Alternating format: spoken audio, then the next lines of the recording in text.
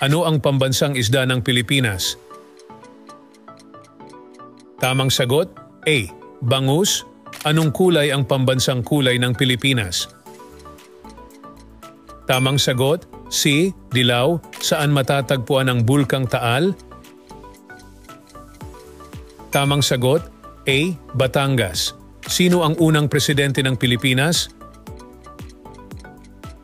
Tamang sagot, B. Emilio Aguinaldo. Sino ang pambansang bayani ng Pilipinas?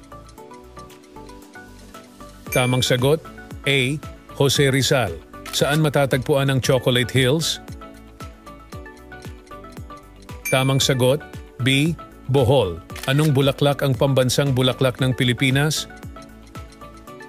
Tamang sagot, A. Sampaguita. Saan matatagpuan ang Banawe Rice Terraces?